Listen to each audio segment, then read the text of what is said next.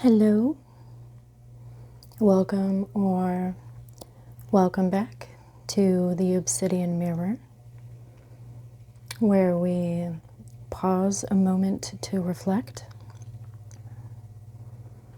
I'm throwing out a squeaky chair warning.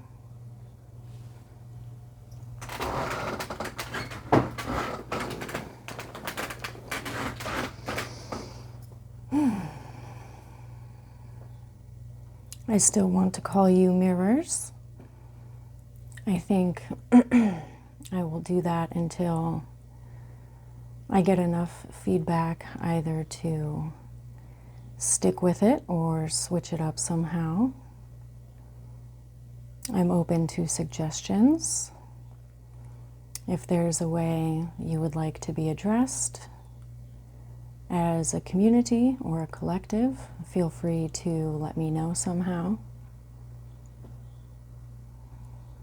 Either way, I'm going to do a stratified deck read,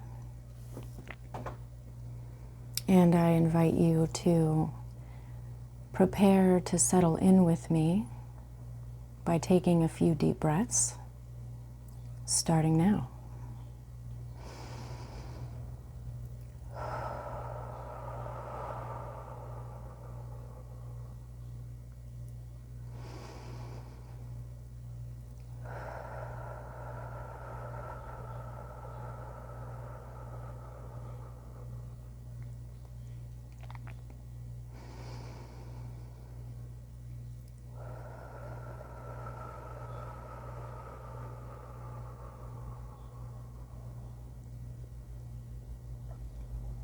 While I shuffle the cards, I invite you to do whatever it is that you need to do to get more comfortable.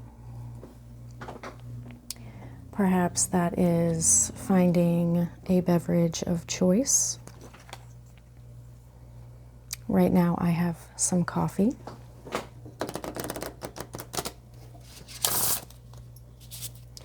Maybe you want to wiggle your toes.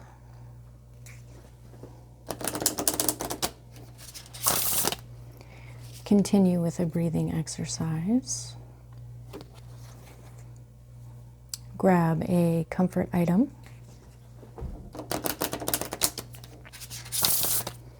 While I shuffle and collect cards. As you can see, there's a new cloth for the channel. My goal was to simplify the background so that we can focus more easily on the cards. Reduce visual overstimulation. I like the change. Do you like the change?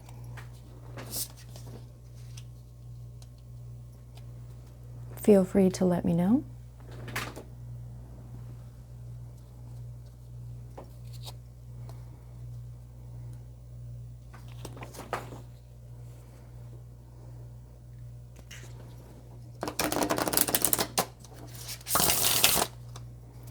For those of you who are unaware, the spreads that I present on this channel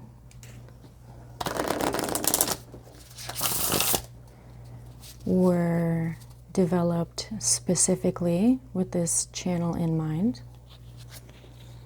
and I am grateful to be able to share them with you.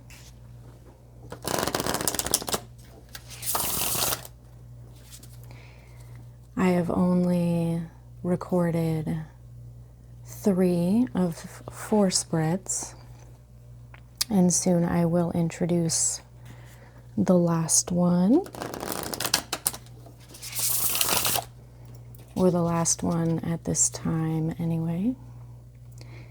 And it includes a different tool set than the cards.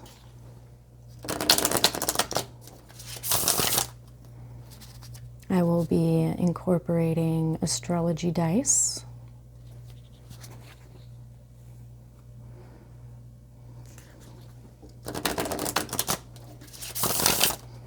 So if you're curious, that could be something to look forward to.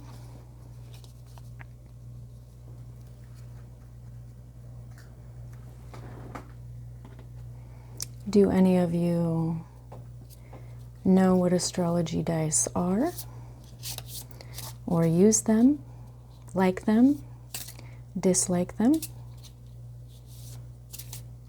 Do you have any opinion at all on astrology dice?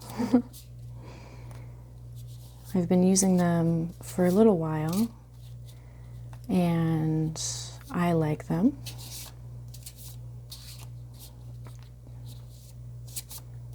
I find that they are easy to incorporate into my process. And they're very pretty to look at least that's my opinion.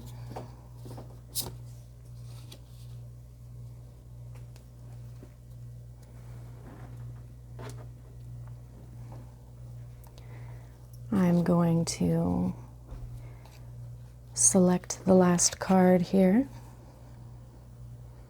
I hope that you've been able to settle, whatever that looks like for you.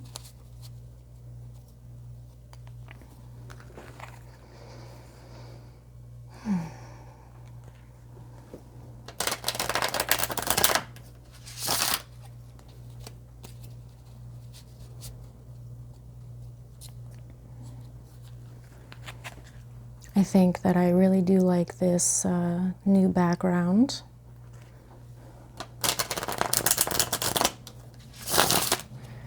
This is the first time that I am using it and recording with it.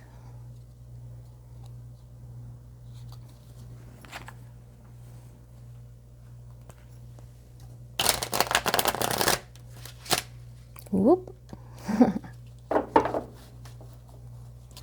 Let's try another way.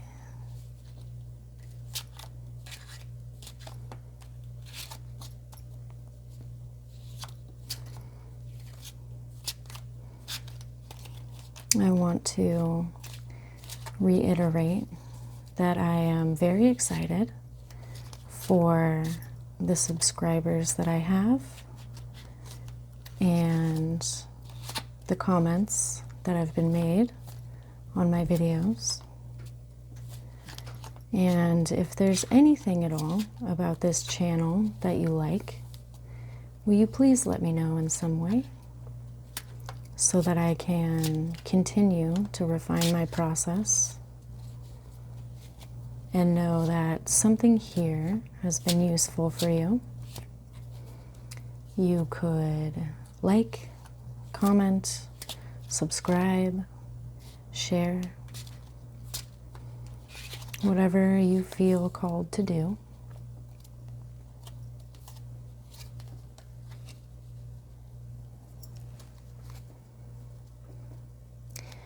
I'm going to read the cards out for those who are unable to get a better visual for whatever reason. For the pattern or force, we have the Lovers in reverse. For lived experience, we have the Two of Pentacles. The Sun of Pentacles for identity and or response. And the final card, distortion or avoidance, we have the Three of Swords, also known in the Shadow Seer Tarot as self-pity.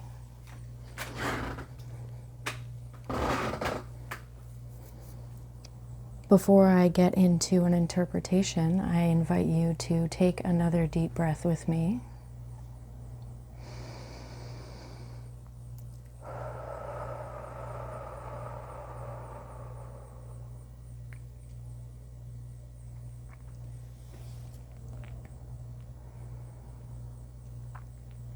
For the Lovers in reverse, I get a general sense of lacking in some sort of community, of there being a continued desire for more people like us in our lives. This could be interpreted romantically, but I prefer to look at the Lover's card more as a type of feeling than a specific type of relationship. As we can see in the card, two birds of a feather fly together. I believe they are geese. And this card always makes me think of a sort of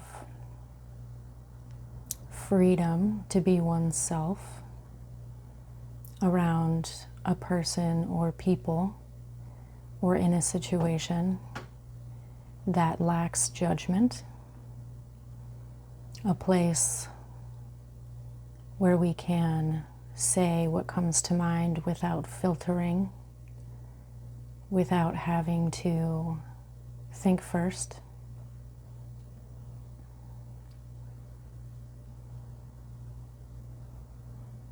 Now, this does not necessarily mean that we are entirely thoughtless about the way we communicate.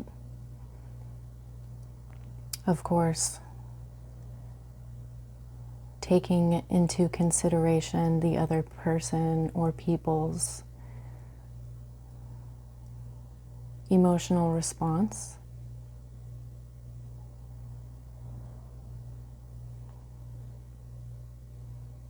Not intentionally hurting other people.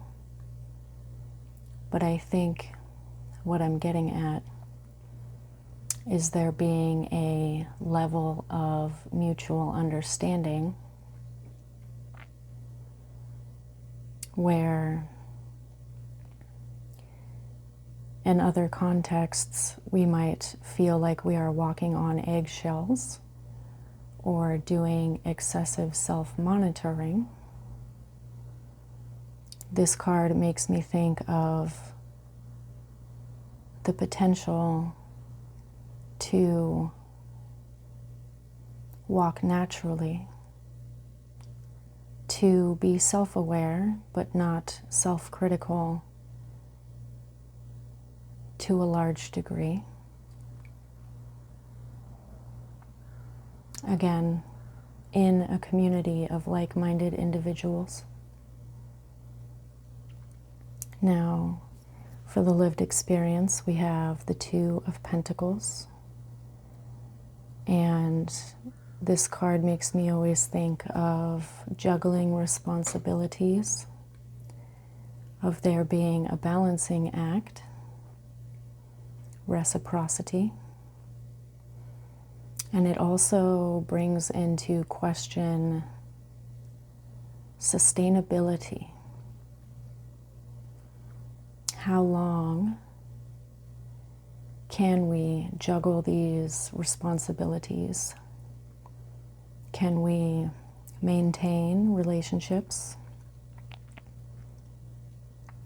Can we balance on the tightrope of the various facets of our lives? If we are forcing sustainability, if we even want to be juggling in the way that we are, if perhaps there can be a slight rebalancing, the removal of a responsibility or two, a redirection of energy, or if we are happy with how things are in the present moment.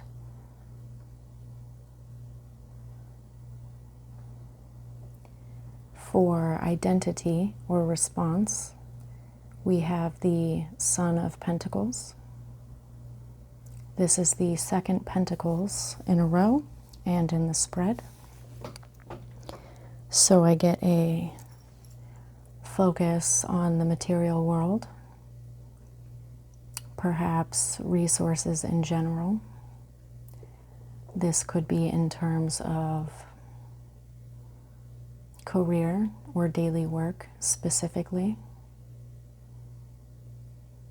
It brings to mind goals and aspirations and the willingness to do hard work for the things that we have or we want without necessarily having mastered a particular skill yet. Perhaps that is a goal.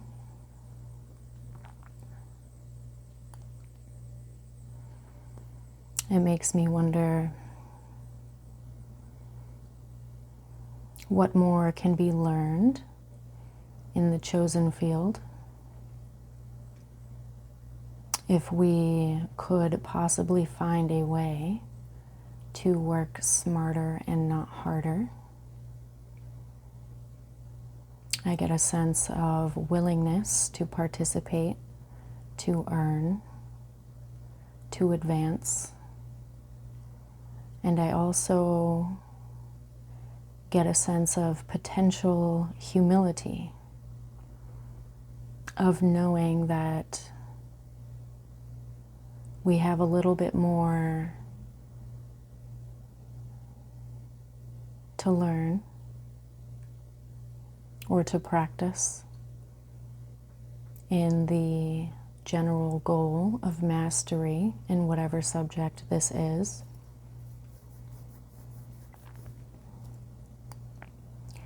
There's a sort of earnestness here and determination.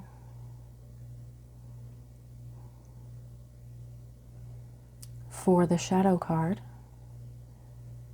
distorted or avoided aspects, we have the Three of Swords, or self-pity in the Shadow Seer Tarot. And this can be quite a binding card. It can give a sense of ache or grief, of a broken heart,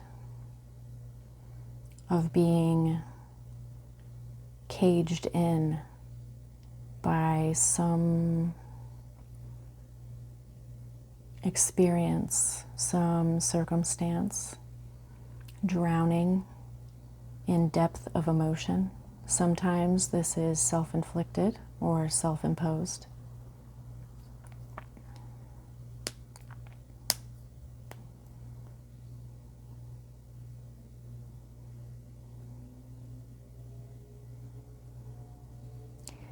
When it comes to self-pity, I wonder if there is a lesson there that can be learned about wallowing, about finding the surface of the water and the ability to take a breath of air, preferably fresh air, an elemental change from the world of emotion into the world of the intellect, perhaps self-knowing, perhaps self-awareness, perhaps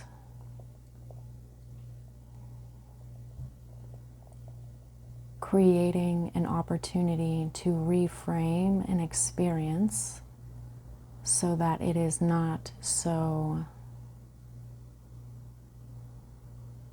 overwhelming.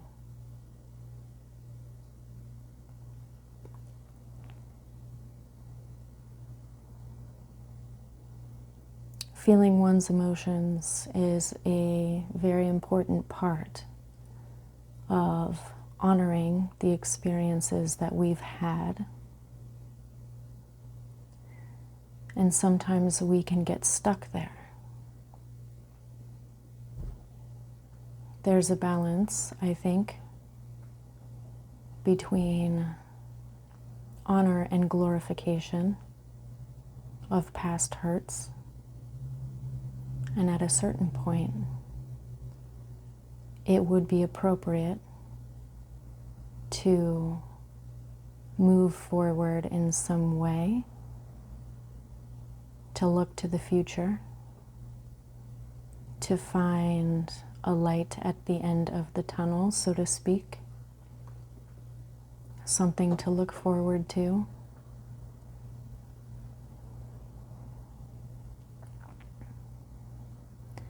I think that it is also worth considering what we are holding on to that could be slowing our progress or dragging us down into the depths of the ocean, the emotional ocean, whatever that looks like for us. What we might let go of so that we can come back to the surface and find the shore and try again.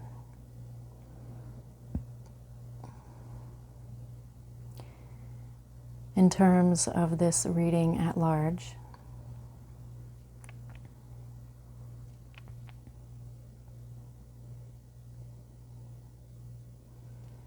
I get a sense of defeat, perhaps desolation, maybe loneliness, perhaps an acute sense of loneliness that could be hindering our progress in terms of forming potentially deeper bonds with other people in our lives,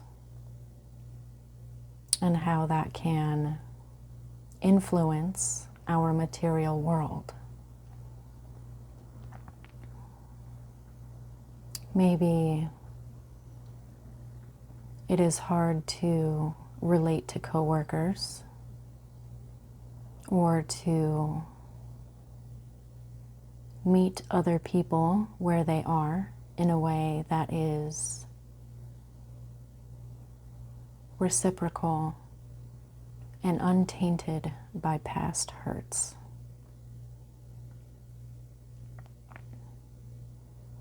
This could be an unconscious or subconscious way of approaching these subjects. Maybe we feel like we're not good enough for the things that we think we want. Perhaps we think we work too hard for too little gain. And I wonder if that is actually true in objective reality, or if that is a felt sense, and if there is the potential for a perspective shift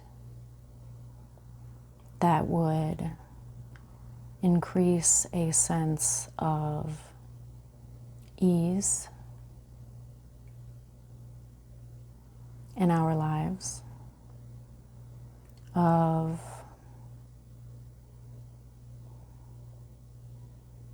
the ability to show up as our genuine selves.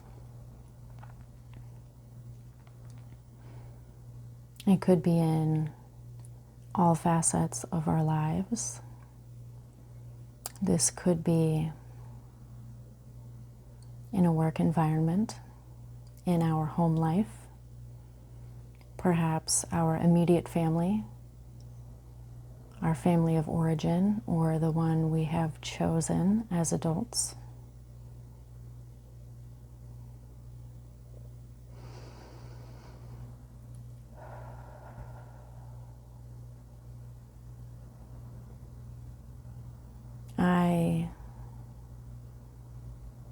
would like to bring to our attention that there's always the possibility for change, and sometimes that change is better facilitated when we step outside of our subjective experience, step outside of our emotional experience for a moment, and look at things as they are objectively and what part we play in our own lives. If it is a part we have chosen or fallen into or want to change in some way. And by saying this, I am not suggesting that we ignore our emotional world, but maybe that we take breaks from it now and again to double check our emotional experience against fact and see if there's any discrepancy there, to try and understand things from different levels. And to know that no matter what the sum is, that you are the ruler of your own life, whether you experience it that way or not. You get to choose who you are and how you show up in the world, even if that looks like letting other people make those decisions for you at this time. If you're confused, that's okay.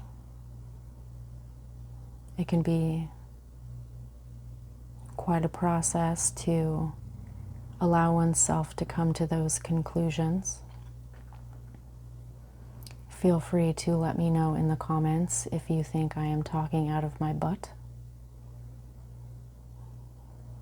Either way, I'm going to breathe deeply and gaze at the images of the cards for a little bit longer and see if any associations, memories, what have I, come to mind.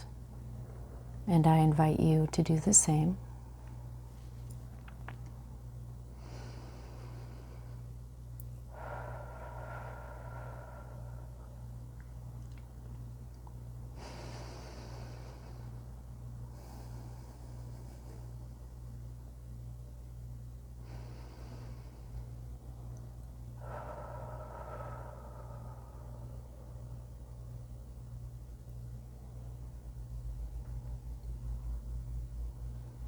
I hope that you are able to be gentle with yourself today. Maybe not all day, that's not always possible, but at least a small pocket of time where you can just exist as you are without having to do calculations of some kind, where you can just rest and breathe and come back to yourself. And maybe I will see you soon on the Obsidian Mirror.